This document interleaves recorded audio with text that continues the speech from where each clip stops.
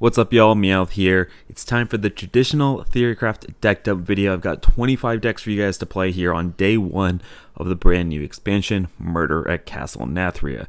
So, just a reminder, these are Theorycrafted decks for you to try day one. No way are these perfect, but these are a bunch of decks that are utilizing some of the brand new strong cards, or really just cute cards that I want to try some synergies in and things like that. So I'll be refining these over on Twitch, be streaming a ton this week. So if you guys want up-to-date refined list, you guys can check out the Twitch channel, or you can check out my Discord. I'll be updating the deck list section there. And they'll slowly but surely be making their way over here to YouTube as well. So I hope you guys enjoy the 25 brand new decks. Let me know down in the comments below ideas that you have, or refinements that you think these decks should already go through. But yeah, if you guys enjoy, feel free to like, comment, subscribe, and hopefully in these 20 plus decks that I've got for you guys find something that gets you excited for day one of the brand new expansion. Alright guys, so we'll go ahead and start in class order, starting with Demon Hunter. Demon Hunter, the main card that I'm the most excited for is Magnifying Glaive, the new weapon that gives you just another payoff for being that super low to the ground style of deck that Demon Hunter decks in WoW tend to be. And so what I've got for you guys first is an odd Demon Hunter list. So I've been, I fell for a little bit of the raffle propaganda. We're trying a Renathal odd Demon Hunter list. And what this allows us to do is it allows us to run the 6 busted weapons and be kind of okay with it, because you're not going to draw all 6 in every game when you're running a 40 card deck. It also allows us to run stuff like pirates. It also allows us to fit in a little bit of extra tech, including the new Ashen Elemental. I'm a little high on this card. If the Ashen Elemental doesn't seem great, I'll probably just try out the Forensic Duster in that slot. So that's kind of just the flex slot currently. But because we're an odd Demon Hunter deck, right, because we care primarily about our hero power, we can kind of get away with the 40 cards. So I'm excited to try out some odd Demon Hunter. And I'm also excited to try out just kind of a trimmed down non-odd version of aggro Demon Hunter. Something that we haven't really explored much since Drekthar got nerfed, but this allows us to run Dispose of Evidence, Bibliomite, the new 4-mana legendary, alongside the Magnifying Glaive. And so between one of these two decks, I'm really hoping that Demon Hunter gets a premier meta deck that'll stick around in the meta for longer than a couple of weeks, because hopefully Standard won't get something nerfed this time. Alright, as we move into Druid, so Druid didn't get a ton of brand new stuff. It got a couple of additions to some existing archetypes here. Let's just talk about those really quick. So let's talk about Alignment Druid. I'm excited for the 8-mana spell. I mean, excited might be the wrong word, because I really do hate playing against Alignment Druid. But I do think that the 8-mana spell is going to be good in that deck as a way to help you find your alignment, cast your alignment, or also to find your Anacondra post-alignment as well. So I do think Alignment Druid benefits a lot from the new Bud spell.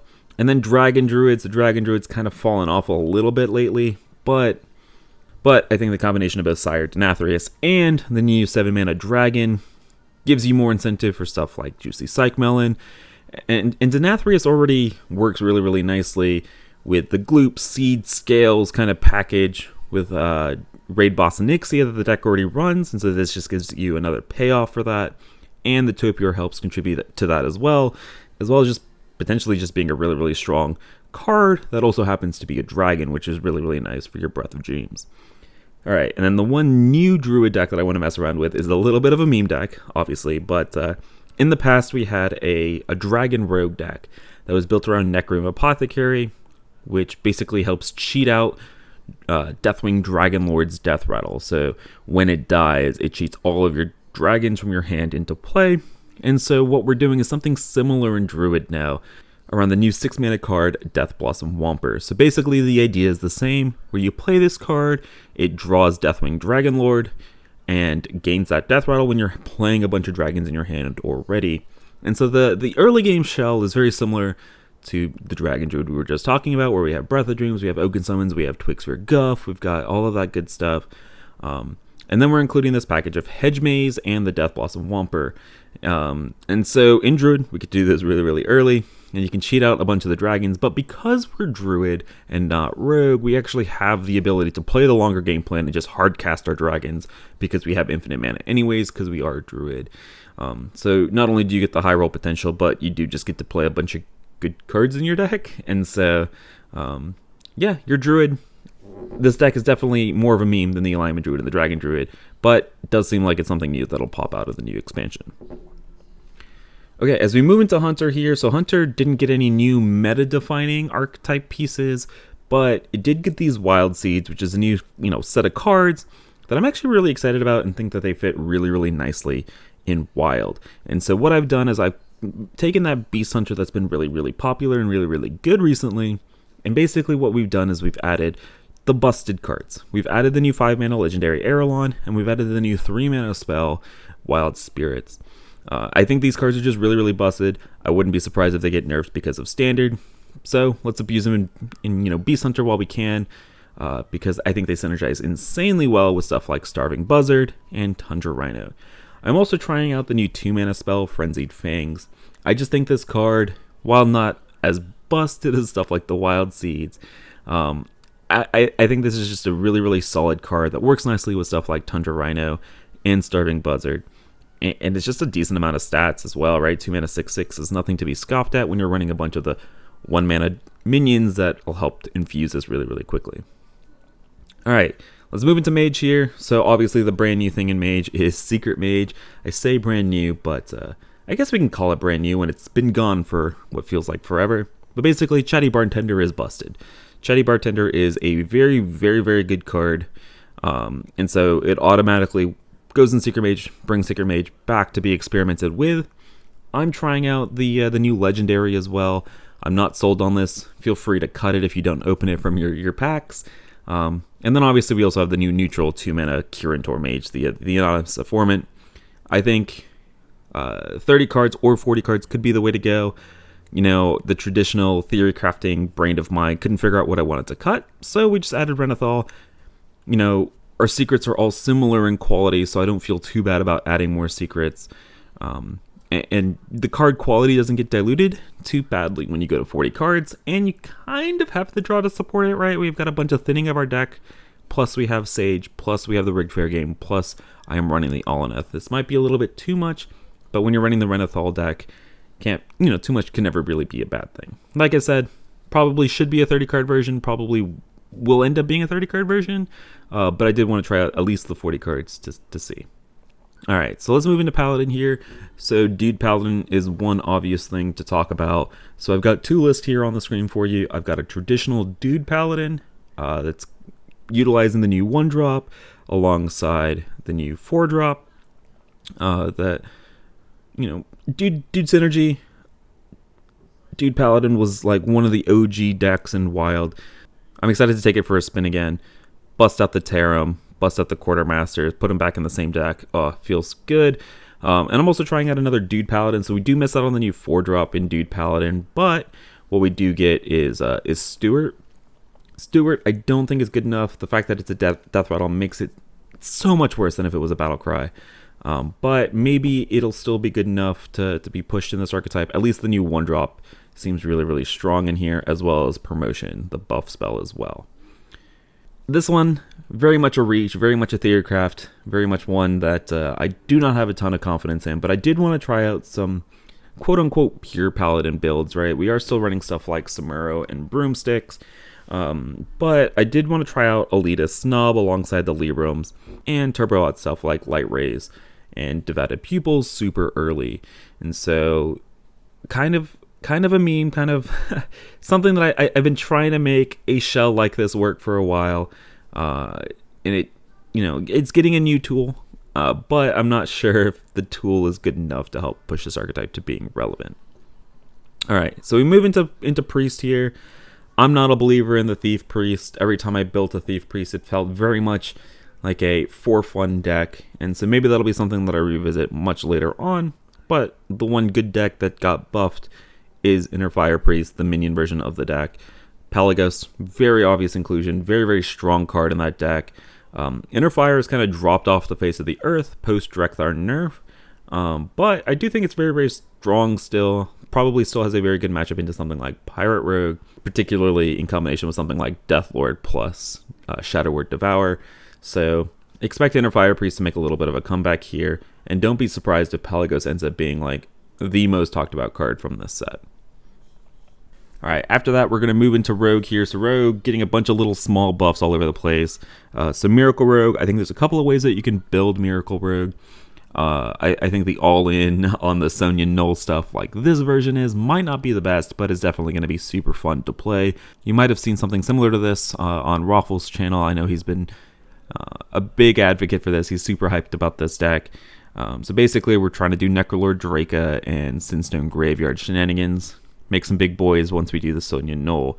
So it's very much more a combo deck than the Tempo Miracle Rogue. Maybe a Tempo Miracle Rogue list will come back. My brain's not big enough to figure out that list, but you can be sure that if something like that does pop up, I'll be playing a ton of it. And then the other big new deck is Secret Rogue, right? So Secret Rogue got a ton of support here. So this is my take on Secret Rogue. It's just kind of a disruptive, aggressive style of deck. Think about it very similar in a vein to Even Hunter, where the goal of the deck was to be very disruptive, to control and combo decks while you got, incremental chip damage in, and then you ultimately just kind of got there. So really, really big fan of the 3-drop. I think the 3-drop is going to be the reason to play something like Secret Rogue, and because of that, we're kind of all in, doing stuff like Shadow Steps as well. But we're trying out the 40 card list here, because your deck doesn't really do much on turn 1 anyways, and so if you can find a tradable spell, your deck's full of class cards anyways. And between the tradables and the fact that a lot of your secrets draw you cards, I think you can get away with it being a Renathal list. Again, this might just be a symptom of me not knowing what to cut. I want to run all the new cards, and therefore we just shove in Renathal. But I'm excited to try it out. I do think that Secret Rogue will be a deck. It won't be a top tier, but it'll be one of those tier 3, tier 4 decks that people will forget about, but it'll still always be able to take games and potentially get you to Legend. Alright, so let's move into 2 meta Rogue decks that are getting some adjustments here. So let's start with Pillager Rogue. So the new addition here to Pillager Rogue is Bone Spike, allowing you to remove stuff like cannons, which are one of Pillager Rogue's biggest threats, while developing something like a Swindle or a Shroud of Concealment. Pillager Rogue loves Bone Spike, very good card for that deck. And then let's talk about Pirate Rogue. So Pirate Rogue, probably the best deck in the format still. And so while we didn't get anything weapon related or pirate related in this set, I do think that Door of Shadows is something to consider in Pirate Rogue.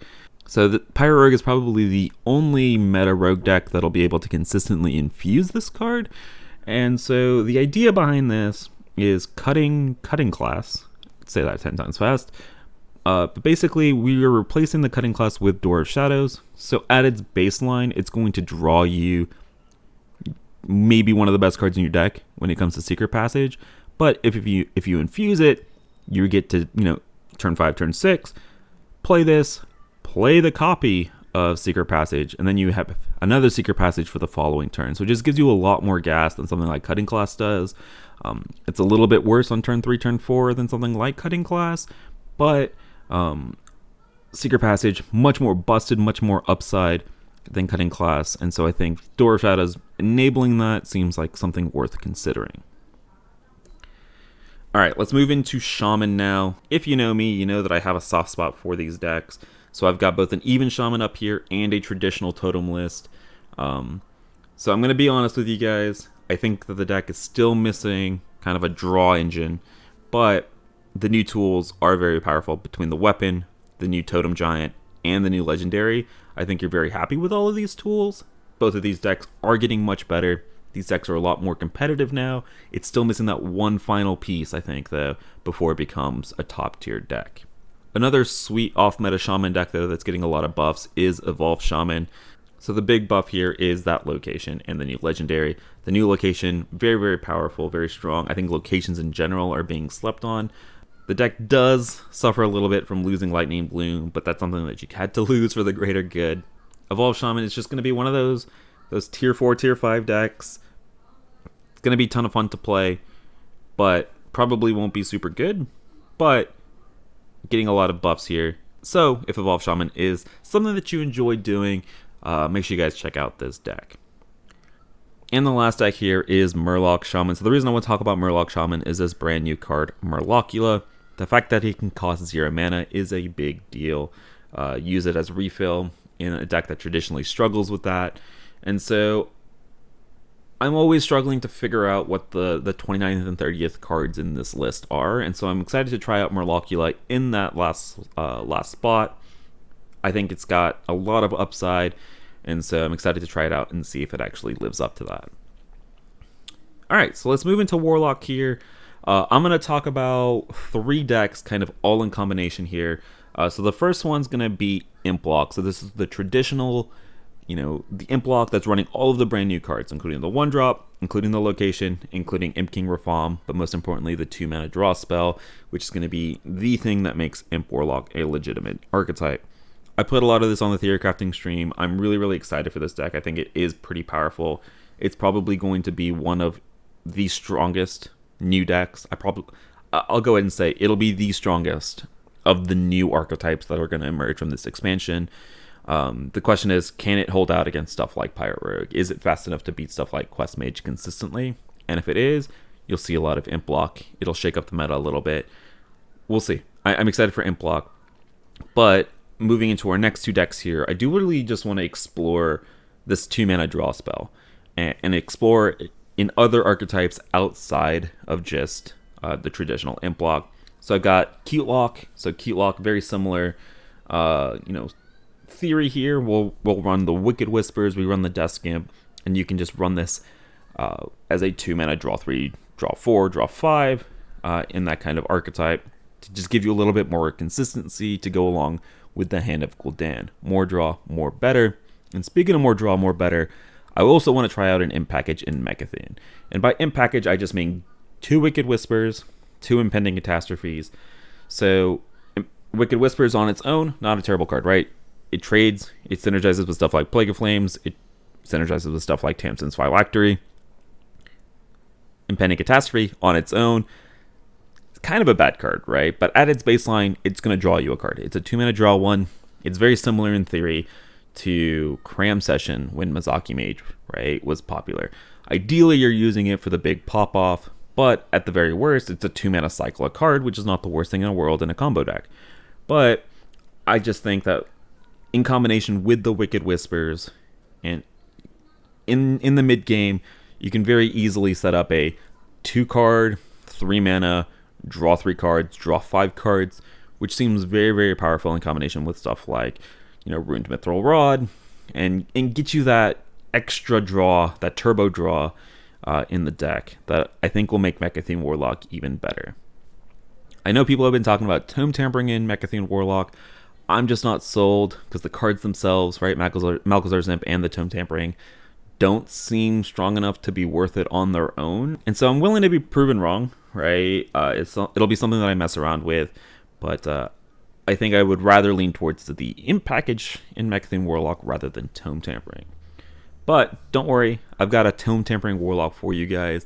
If you guys listen to the podcast, I think I was the one out of the 3 of us that actually believed in this deck. When it does its thing, it is very gross. The question is going to be, how consistently can this deck do the thing?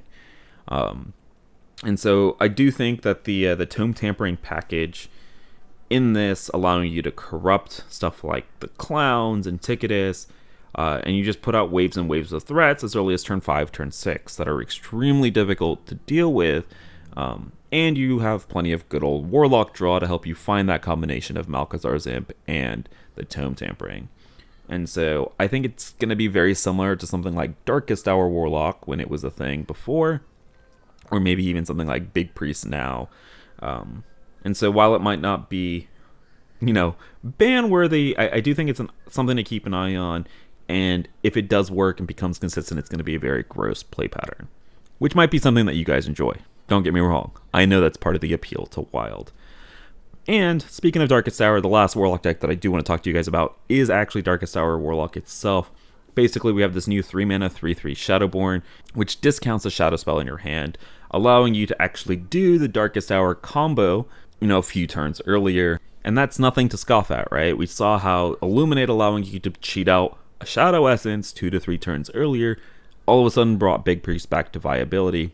Neptune might have had something to do with that as well. But I think Darkest Hour Warlock if you can combo a couple turns earlier thanks to this new 3-mana 3/3, that might be enough to bring Darkest Hour back into relevance. Alright, and last but not least, I saved probably the deck that I'm the most excited for last as we move into Warrior. I'm talking about Risky Skipper Warrior, I'm talking about Enrage Warrior, Anima Warrior, whatever you want to call it. The new 2-mana 1/4 Warrior. Utilizing Anima Extractor as sort of a way to hand buff and cheat a bunch of stats super early, super cheaply into play, and using the new 2-mana 1/4 that has charge as kind of your finisher is something that I'm really, really excited about. I think Risky Skipper decks are really sweet, really difficult to play, very rewarding to play when you play them well, and so I'm excited. It seems like we have some payoffs now for actually playing Risky Skipper, and so I'm excited. I also probably try out a Patron Shell of this at some point as well, alongside the new weapon, but this is the version that I'm probably going to be playing on day 1. But yeah, hope you guys enjoyed all of the Theorycrafted decks. Hopefully you guys found something that you're excited for on day 1 of the brand new expansion as well. If you guys enjoyed, make sure you guys drop a like, comment, subscribe. Let me know down in the comments below what decks you're excited for, whether you're excited to play something that I didn't mention today. Feel free to drop deck codes down in the comments or over in my Discord channel. I'm always looking for new stuff to play, especially with a brand new expansion coming soon. Hope you all enjoyed, and I will see you guys again next time.